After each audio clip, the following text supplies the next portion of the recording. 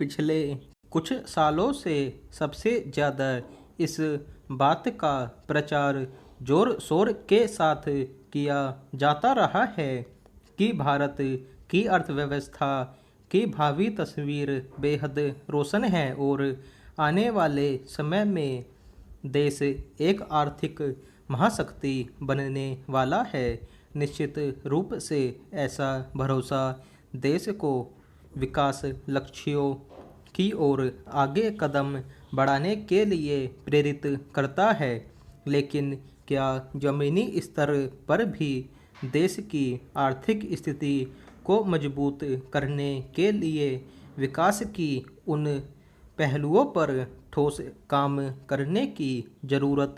समझी गई जिनके बूते देश को आर्थिक महाशक्ति बनाने में मदद मिलती। इसकी हकीकत समय समय पर आने वाले उन अध्ययनों की रिपोर्टों में आती रही है जिनमें विकास के वास्तविक पैमानों पर भारत को अभी बहुत कुछ करने की ज़रूरत बताई गई।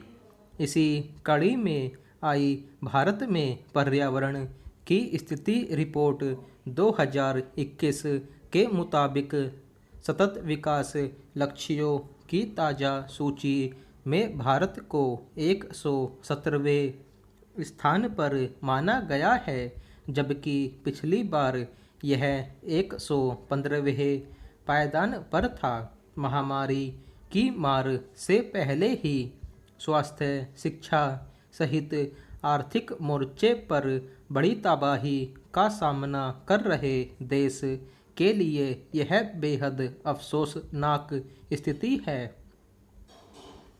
गौरतलब है कि विकास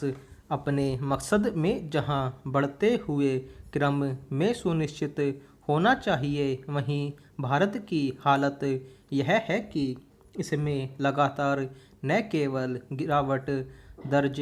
की जा रही है, बल्कि इस बार सतत विकास लक्ष्यों को पूरा करने के मामले में यह नेपाल, बांग्लादेश, भूटान और श्रीलंका जैसे अपेक्षा कम विकसित देशों से भी नीचे चला गया है। सवाल है कि आखिर किन वजहों से देश की अर्थव्यवस्था और इसके सहायक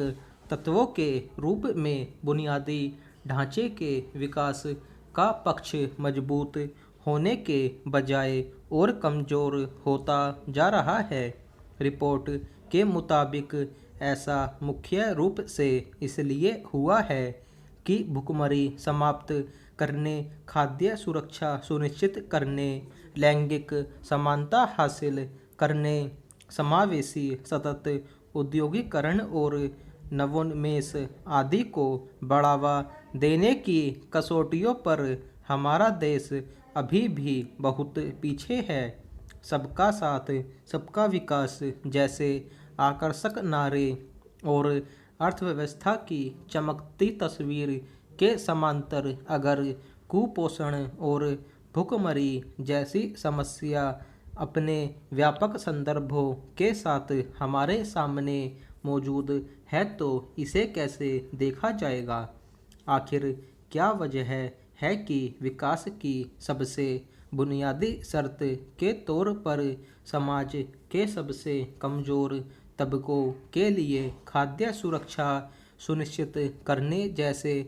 मामले में भी हमारा देश बेहतर प्रदर्शन नहीं कर पा रहा है? दरअसल सतत विकास लक्ष्यों के लिए औद्योगिकरण, नवोन्मेष, अवसंरचना, आर्थिक विकास,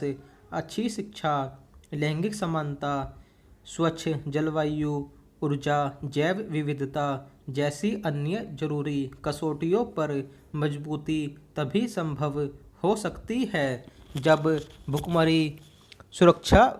पीने का साफ पानी, रोजगार आदि बुनियादी ज़रूरतों से जुड़ी समस्याओं को खत्म कर दिया जाए। लेकिन आर्थिक महाशक्ति बनने के सपने के साथ क्या विकास के संतुलन को ध्यान में रखकर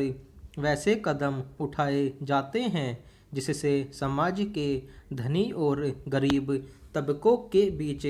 असमानता की खाई को पाटा जा सके। सन 2015 में दुनिया के 193 देशों ने सतत विकास लक्ष्यों के लिए 2030 के एजेंडे को स्वीकार किया था, जो लोगों और पृथ्वी के भविष्य के लिए शांति और समृद्धि की रूपरेखा मुहैया कराता है। लेकिन पिछले हफ्ते कई सालों से लगातार ऐसी रिपोर्टें आती रही हैं कि देश की ज़्यादातर संपत्ति महज कुछ धनी लोगों के हाथ में केंद्रित होती गई है। खुद भारत में जहां केरल, हिमाचल प्रदेश जैसे कुछ राज्य बेहतर प्रदर्शन कर रहे हैं, वहीं बिहार और झारखंड जैसे राज्यों की हालत बेहद दयनीय है। ऐसे असमान विकास में सतत विकास लक्ष्यों की अन्य कसौटियों को पूरा कर पाना कैसे संभव हो सकेगा?